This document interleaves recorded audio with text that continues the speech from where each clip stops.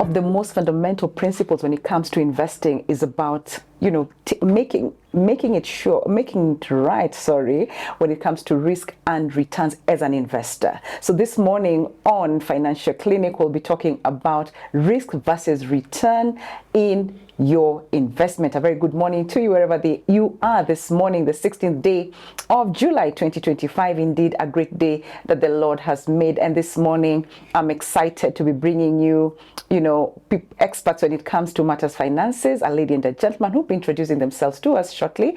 But before then, be sure to be part of this conversation on 20-316 SMS line 0786 316 316. That is our WhatsApp line. Join into the conversation. Ask your question as an investor or a potential investor.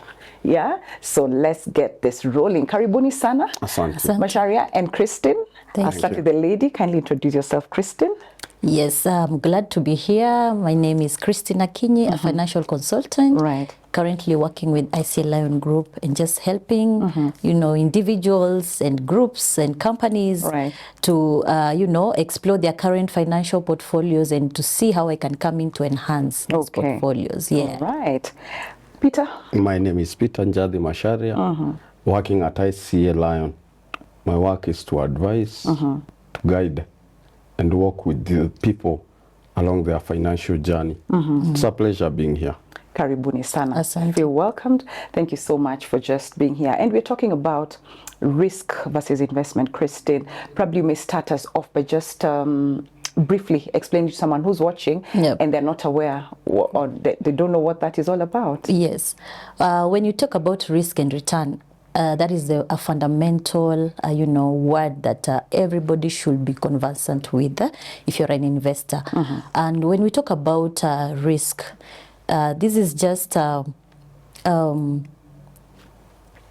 way when somebody expects returns, but it's a chance whereby somebody might expect returns, but they won't come the way he or she expects them. When you talk about returns, is now what you gain from what you invest on as an individual, as an investor. Yeah. So it's like a reward. The returns, it's like a reward or something of the sort. Yeah. Okay. For you, Masharia, then how does one measure, in investment, the risk versus the returns? How are you able to measure the two? Well, thank you, Sally. Risk versus return. The relationship between the two is directly proportional. Okay. In that, for me to take higher risk, I expect higher return, right? If the risk is lower, I expect a lower return. Yeah. Okay. Yeah. Probably you can give an example, for example. For example, if I want to invest in a T-bill, it yields less interest rates, but also the risk is lower. Okay. With others investment, other instrument, they will give you higher return, but chances of you suffering a loss is still higher. Okay. So it's you asking me, Sally, okay, Mashari, I'm putting this money here. What is it for me? What am I getting in return? I know I'm taking this risk, but what am I getting in return out of it? If it's something that will be admirable to you, you will take that risk. So if it was something, maybe the risk is the occurrence of the risk is lower, you will expect something lower. Okay. Yes, yes. And of course, as an expert, you take someone through all that, the process, right? Yes, yes, yes. Okay. Christine, with all this then, is it possible to have a risk-free investment? Oh, that is not really possible, but we can have low risk, it's not really right to say that there's no investment that has no risk. You just have to be a risk taker when you're going to invest. The only thing we know is that there's low risk, there's medium risk, and there's high risk. Okay. Yes. Yes. Could you just expound on that, the low, medium, and for example, I'll just use examples. When you say low risk, it means that when I'm investing as an investor, then I put out the investment, and I'm not really risking as such, but there will be a low risk because again, as we are saying, we cannot just say there will be no risk at all. For example, the money market funds, these are low to moderate risks, whereby you put out your money instead of just putting your money in the bank. put money in your money market fund, and you're able to get some, interest rate. Okay. But again, when we say low risk, then it means we are going to get low returns. Yeah, the higher you risk, the higher the returns. Yes, so when we talk about low risk, that's what it all entails. And when we talk about medium, this is whereby there's moderate interest we are getting from our investments. We can say, for example, the exchange trade funds, whereby this is an investment fund whereby you buy and sell shares in the stock market, and you wait for a while for your money to gain its interest. So it's moderate, and when we say high risk, we are talking about things like stock, shares, the stocks. These are high risk. And when we say high risk, then we mean we are expecting high returns from this. That's why it's high risk. Yes. Okay. Yeah. Wow. And in there, when you're doing all that, the long term, the middle term, and the short term thing, then there's bound, it's possible for someone to make a mistake, Macharia, isn't it? So what are some of those common mistakes that probably as an individual I may make trying to balance the two, the risk and the returns? Okay. Most of the time, some investors tend to too much risk, for you taking too much risk. Okay. Some avoid it at all, you see, and some try to do as much as they can. So the mistakes you do when doing the investment is that some will look out to the return only without considering the risk, right? Some will opt not to diversify, which is advisable for you to diversify. Even in the good book, it talk about putting your eggs in different baskets or your cargo in different ship, so that if it sink, the other investment will be able to mitigate the risk you have suffered on the other side. So investors tend to make those mistakes. Okay. Yes. All right. Okay. Individually or even as a group, as a company, for example. Yes, as a company. Maybe I run a company. Can say, hey, there is some investment I can make here. I will go all in without considering, am I putting all my reserve in one place? So if that investment were to go haywire, I will not have the return I expected. But I'm just wondering, Christine, then what happens when you're like a group of people, you've come together? How are you able now to sift between, now these are different minds coming in together. How do you then balance this out as a group? Yes. So you all agree that, yes, indeed, this is a risk and it's going to give us returns. Yep. When we come to group dynamics, be sure that will be a very challenging aspect when it comes to investment. We've seen groups where, welfare is okay, but when we talk about investment, people start, conflicts and if this right, left, and you realize that even in the long run, this investment doesn't go through. But what I can say is, when people come together with different minds, why don't we look at it in a positive aspect, whereby we are coming in different investors. I have different quality as an investor. This is what I always say as a psychologist. I have a background in psychology, and I always say when it comes to investment, it's your mindset about the investment. It's your mindset about the money. How do you interact with your money? It begins from there. Then it gives you a different personality on how you're handling money. Okay. So can you imagine, Sally, this is a group of people. I come, you come, he comes.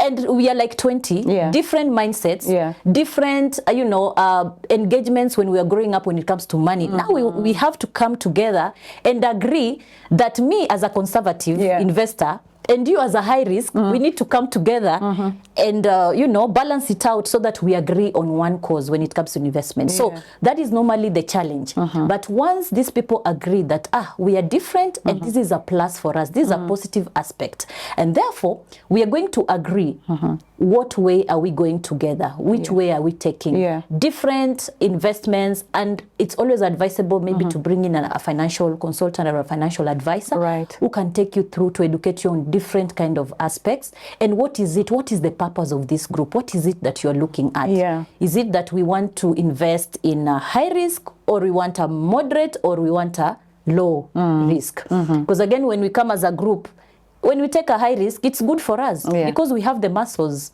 We have the muscles, so we take advantage of that. You can take it. Yes, yes. So that's what I can say about group dynamics when it comes to investment. Actually, you've talked about, because I wanted to ask also about, I wanted to ask Macharia about the importance of and I always ask this question, the importance of having a financial expert to guide you through such a journey, because we assume this is my business.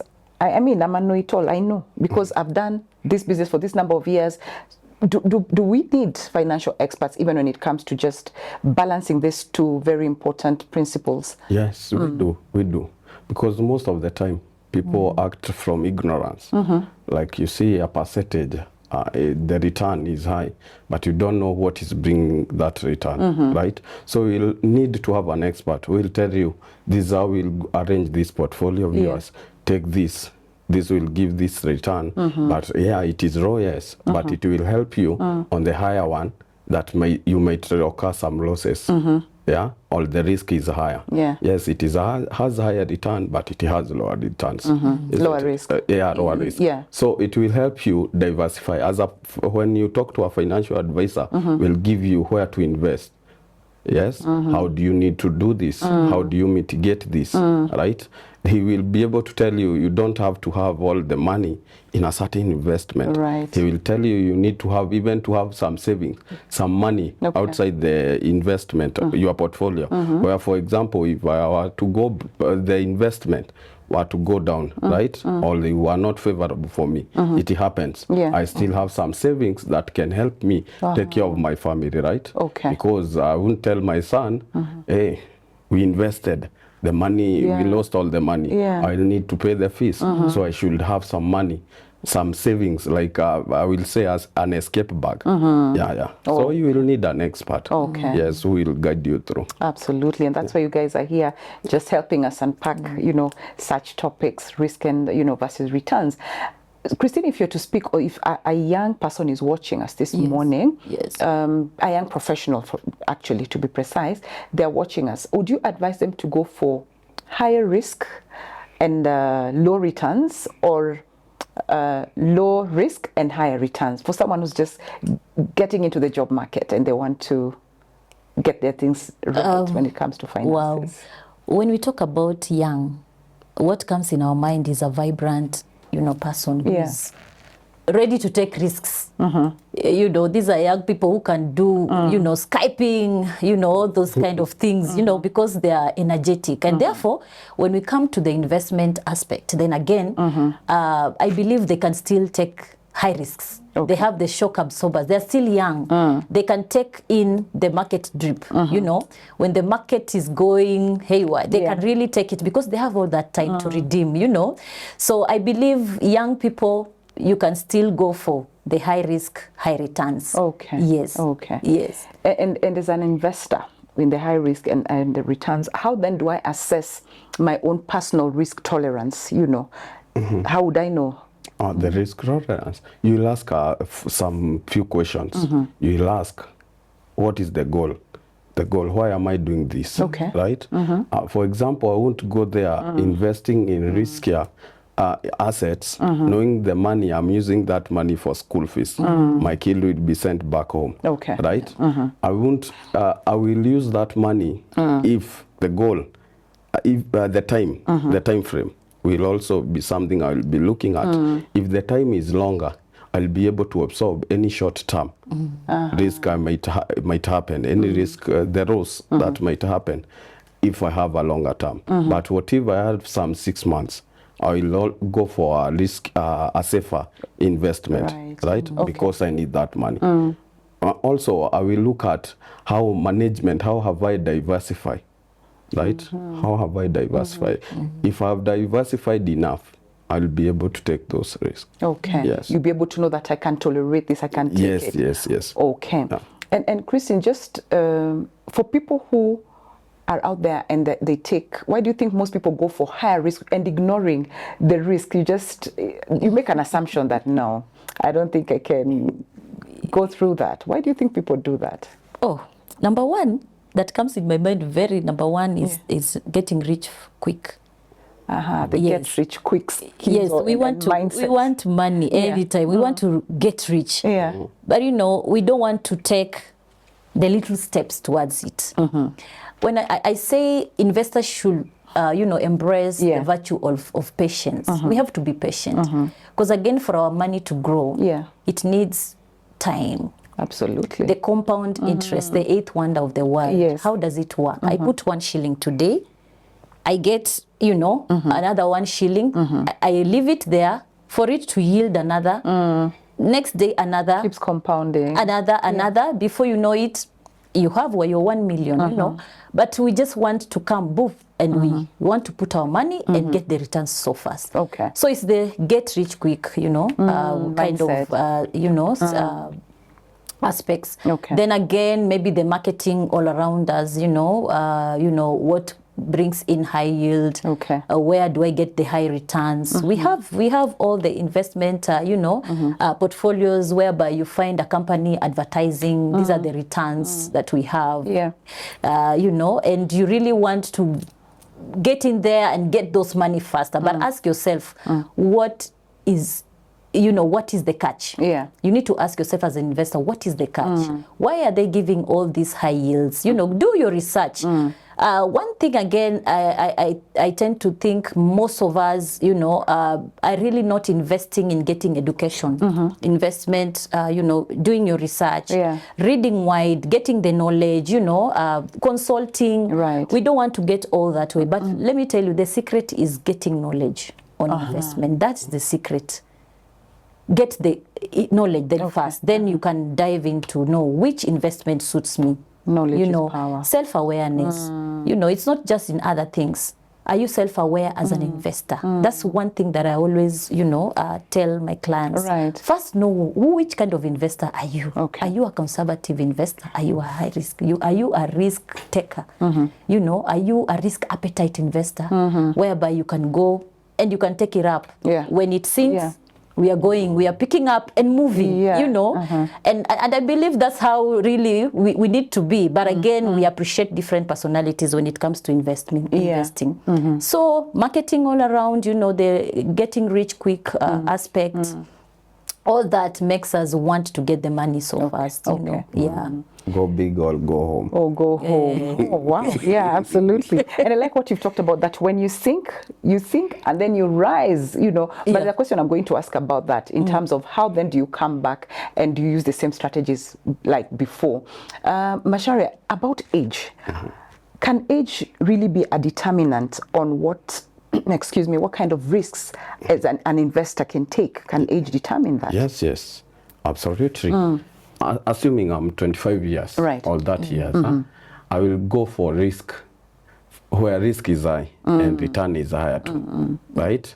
If I was nearing my retiring age, I will be a conservative person. Okay. I'll say if this money were to go, if I was to invest in a riskier investment, and my money goes, I know I have no other time to get the money back. But if I was 30 and I lost it all today, I have another 30 years to make the same money I did have. Yeah. So yes, age is a factor, and also in real life, you see young people do riskier thing compared to the older one. Right. Right. So as I get older, I'll become more conservative. Yeah. The younger I am, and it is advisable. The younger I am, I should work. I should invest. I should take those risks. I have the shock absorbers. Okay. Right. Yeah. But when I'm at 60s. The old age start coming in, the sickness, the diseases, they start coming in, high blood pressure, right? And I find I'm losing $1 million bob. Nitanguka tu. I just fall and collapse. But if I'm at that years, can take this. There's tomorrow, I can try again. Yes, 2 years ago I made some millions. I have another that one to make other millions. Okay. So I will go for it when I'm younger. Okay, so age is definitely plays. Okay. Yes. All right then. Christine, back to what you talked about in terms of going down and then now you're back, because it can happen as an investor. So how do you then that comeback, how do you re-strategize without making the same mistakes that you did for you to fall in the first place? Yes. First thing that I want to say is that investment is not for the faint-hearted, Investment is for the resilient. Yeah. That's one of the virtues that I've learned over time. There are people who have gone into investment and when they dripped, they went down, they never went back. They lost hope. But this one is not for those who can lose hope anytime, because it's a journey. So when we go down, you know, it's a point. It's a point whereby we arise and say, I can learn from what, you know, I did wrong. You don't say this is the end. You get up. Okay. Look at it as a point of learning. What is it that I've learned? Which mistake did I make? It helps us to be wiser when it comes to investment. Okay. You will realize those people who are successful when it comes to investing, they have a story to tell. They will tell you, I started, this is what happened. Yeah. I lost 1 million, I lost 2 million. And that is a success story. So we say it's a journey. It's a journey. And I cannot assure you that you will not go down. You will not drip. You know, that's one of the things that you should look up to. And it's just a way of saying, oh, it's a next opportunity for me. It's a next, you know, landing for me. I'm landing higher. I've learned. It has opened my eyes. Okay. Now I know the market well. You know, the market, I didn't maybe do my research well, but now I have a better you know, view of this investment. And maybe this investment was not meant for me. Maybe I was supposed to do this kind of investment. It also helps us to know, to be self-aware. That's what I will really, you know, emphasize on, self-awareness. Maybe it helps you to know that, oh, I'm not just a high-risk taker, I'm a conservative. Personally, maybe I cannot take up this. So it makes you be self-aware. But for some people, it even makes them even risk even more, because they realize it is in this risking that I will get the high yields. Okay. So just a positive mindset, always a positive mindset, and believing in yourself that we can do this. We can do this. So it's about the mind. I think everything, like you started by saying about, you actually touched on money psychology. It's all here. And this morning we're discussing about risk versus returns when it comes to your investment. And going to our socials, I'll start with Akisa. Thank you so much, Akisa. Good morning, Sally and the guests. Are Sacco investments high risk? Kindly, I need enlightenment. I think it's someone interested in just investing, but they're not sure if it's going to be a high risk or low risk. So I throw it to you, and I think, Mashari, you can go first. Yes. I will say for that one, Sacco is a moderate. Okay. The risk. Yes. It has a lot of factors that is to be considered. Okay. Management being one of them. Right? Okay. If the management is right in a Sacco. Yes. And how the structure, how structured well it is. It means for you to lose the money or making a loss, it's the chances are very minimal. Okay. Isn't it? Another thing, when it comes to Saccos, Saccos, I always advise my clients, Sacco is for growth. Most of the time I advise them, I don't know if this is right, but I should be having Saccos money, not the other way around. Not the other way around. Actually, I've had that here, here. Because for the Sacco is to help me build. That's true. Create a wealth, right? So I should not be looking per se, what are they offering us at the end of the year? I'll be looking at what have I bought with the Sacco. What are the benefits? Yes, that's true. I have put 500,000. Yes. I have went for a loan times 3, some times 5. Yes. So this is 1.5. I bought something. I have repaid it. So I'll be saying, I'm from this Sacco. I bought that land. I bought this other land using the Sacco's money. The dividends, if I have like, let's say even $1 million bob in shares, I get, let's say 10%. That's 100,000. I will spend that in a month. Right? So I won't be saying I got that from that Sacco. So it's a moderate. You can use it, but for growth. All right. Christine, do you want to add anything to that? Yes. I always say again that Sacco is good for taking loans. So if you're not an investor or somebody who is looking up to growing your finances and investment, then that's the wrong place for you to be. Because here we are taking advantage of other people who are coming together with a like-minded, aspect, whereby we are coming together to help each one of us to grow our finances, as you're saying. And I always say again, don't borrow your own money when you're in a Sacco. What I mean by that is, we are not borrowing 10,000, we're not borrowing 5,000 in Saccos. Seriously, we want to borrow an amount of money that will help you to create an investment portfolio, and it will help you gain. That is the essence of a circle. It's for you to gain from loans. So if you're there just to contribute again, you're missing out on the advantage of a circle. Right. Yes. Sure. Okay. And she says, the same person says, I've suffered from investing blindly, lost all I had, but thank you for the advice. A positive mindset and financial education is the way to go. So sorry about that, Akisa. And moving to, there's someone here, Steve Matu. Steve says, please ask each of them to share with us a painful experience they had when investing and the lessons they've learned. And Christine, because you talked about lessons, I think I'll throw that at you. Yeah. I remember it takes me back to the experience I had. I'm an entrepreneurial, kind of lady. Before I opened a salon, a spa, that is also an investment. Right. And I put in quite an amount of money. And because of that time after the 2020 COVID, really things were unstable. Right. And, nobody knew that, that will come and it will affect our businesses. Right. And with the spa kind of business whereby people have to come in, you need to have that interaction with them. Yeah. At some point when, that COVID went for a whole year, we could not, kind of be able to run the business. Okay. And I had to lose all the money because I just had to close shop. Yeah. Yes. So that is one of the painful kind of experience I've had when it comes to investment. But again, I don't give up. I didn't give up there. Yeah. Yes, I didn't give up. What lessons did you learn from that experience? So number one is embracing the positive mindset. I believe that is a powerful tool that each one of us needs in our life. Okay. So even in investment, I need to have a positive mindset. Right. That it was not entirely me. It was just the market, the environment at that time, and the instability that was there. And this really affected many businesses, and I was one of them. Yeah. So just, having that positive mindset that I will still pick up, I can still do it, and now maybe put in measures that when such a thing comes up, then again, I'm not taken down. Yeah. Yes. Okay. Yeah. Mashara, any experience like you? Yes, of course. If I start talking about experience, we might spend the whole day. As an investor, you find that I will pick just one.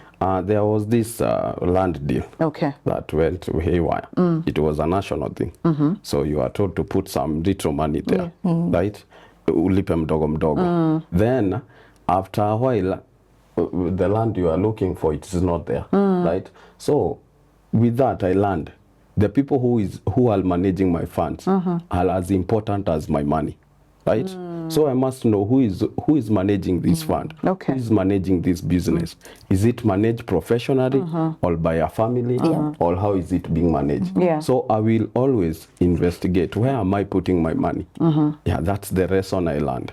The bigger it is, the better. Because for you to sink a bigger ship, it will take some bigger waves. Yes. Yeah. Okay. Let's come back to the discussion in terms of the financial tools. Probably you, as financial experts, probably use to measure or determine the kind of risks an investor may experience or go through.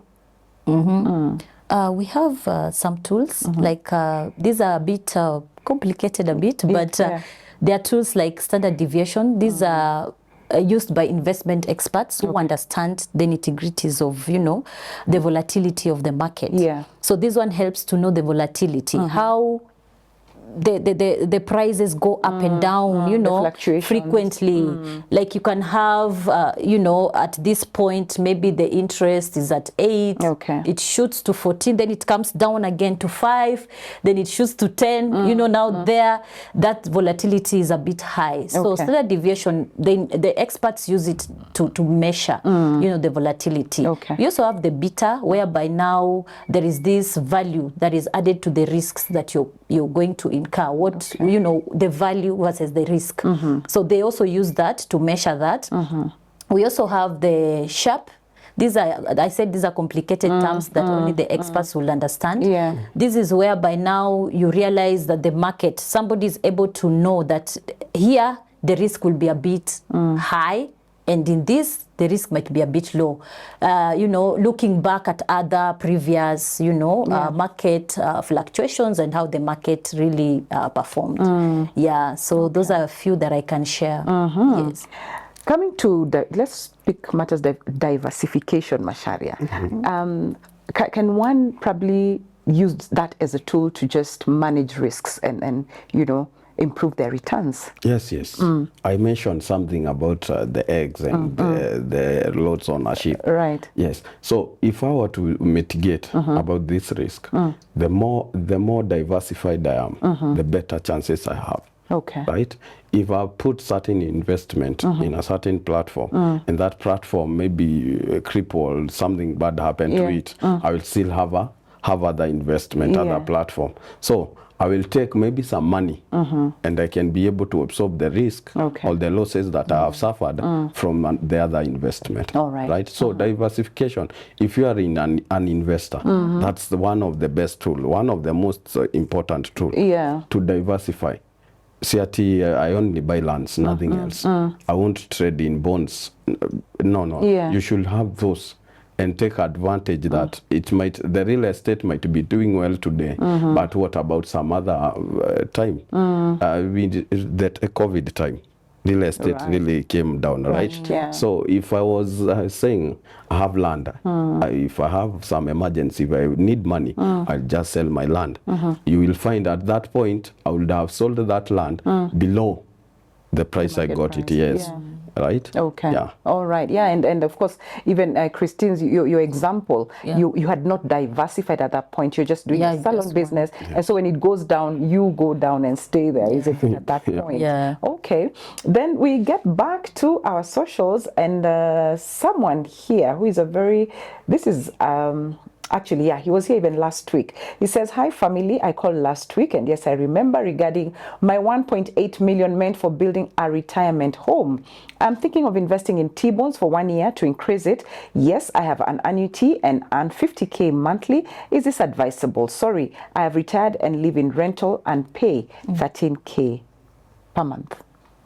Christine, Yes. you'll take that, and then Macharia, if you want to add something. Yes. So he has the 1.8 million, Yes. and meant for building a retirement home, but he's opted to stay in a rental whereby he's paying 13K. And if he feels like he should, you know, Now invest in this T-bonds. 1.8 million in T-bonds. I would say treasury bonds, these are moderate risk. Okay. And at his age, if he's in the retirement age, I believe at that time, I don't want to take an investment that has a high risk, you know, because maybe I'm not able to take it at that age. You know, when I'm retiring, I just want to get my income, eat well. If it's travel, and just have an easy time, because it's a resting time and there's no other place you're going to get income. But I like it because he already has bought annuity and is earning 50,000. Yeah. And there's this aspect. That's why it's also important to, as an investor, to know yourself. There's this notion that we have that, you know, you have to own a home. Like if you're not owning a home, you're paying rent, then you're not doing well. Yeah. I think it's neither here nor there. It depends with how you view it and where you are at. I like him because he's so comfortable just having paying 13,000 on a rental, by the way.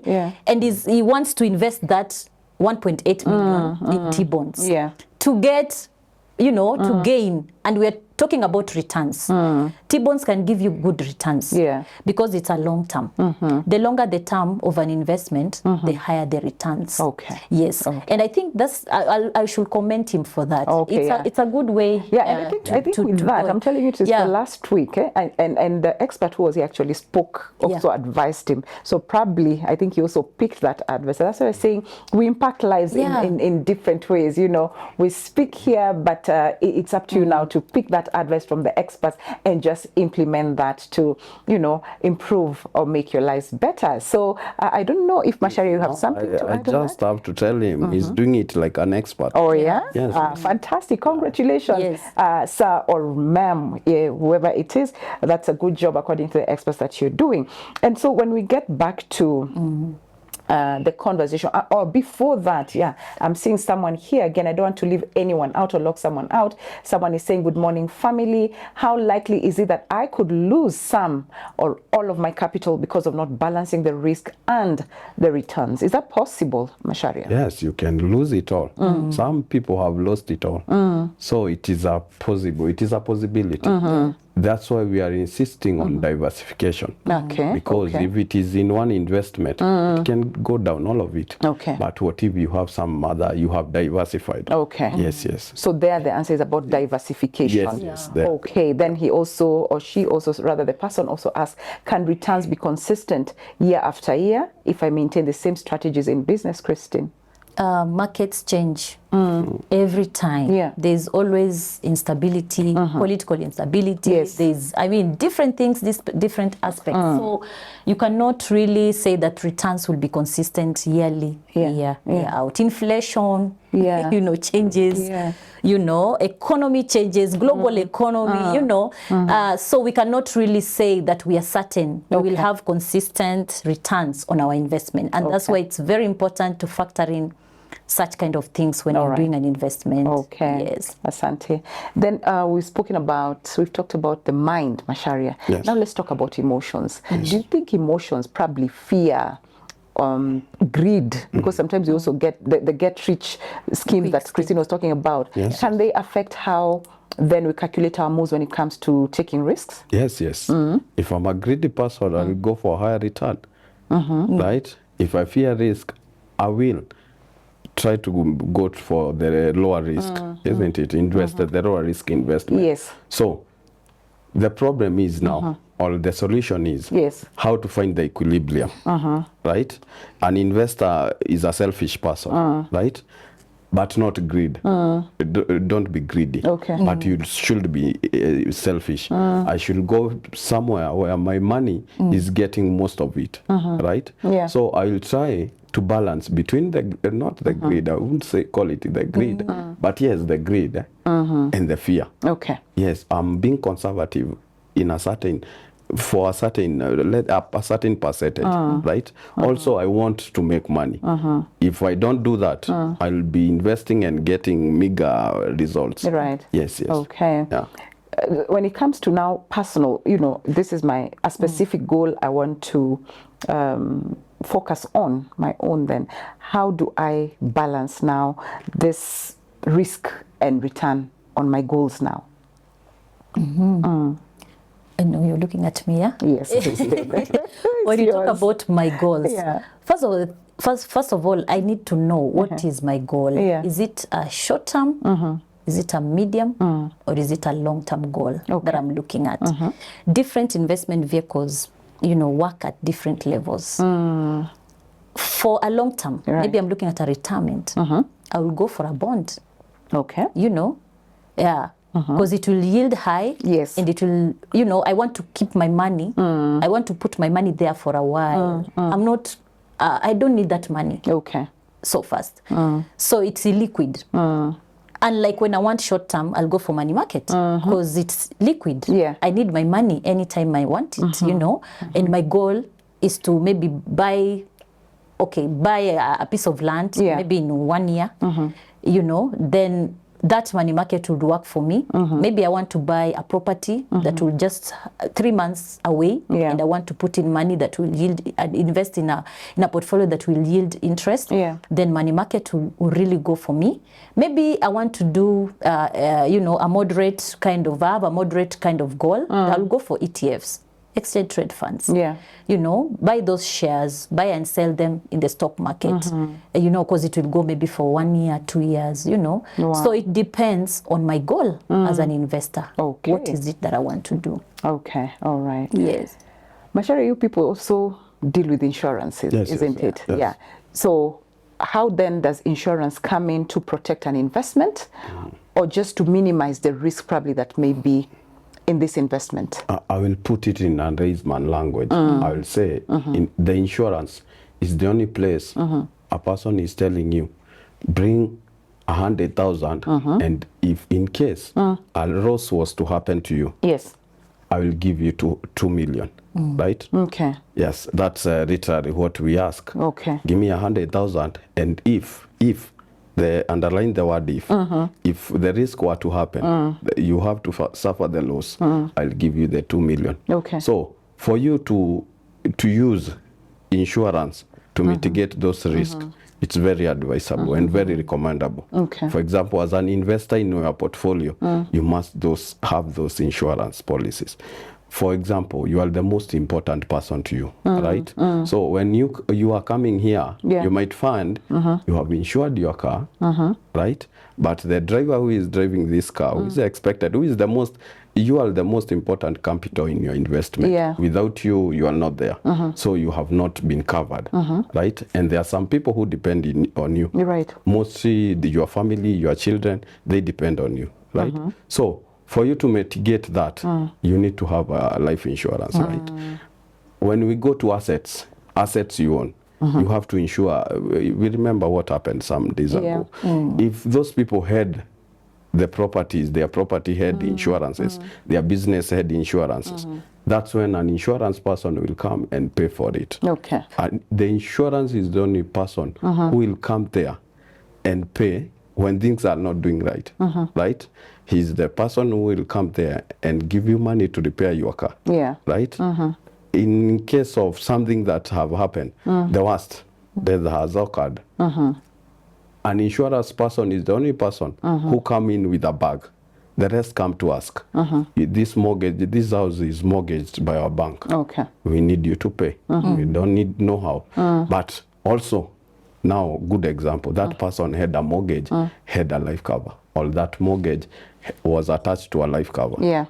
The sum assured that will be paid will be used to pay off that mortgage. Okay. And your family will be safe. So yes, it's advisable in your portfolio. Insure. Yeah, to insure. Make sure in your portfolio you have insurance. Yes. Some calculate the return. The return might not make sense that much. But that component, what if something were to happen to me?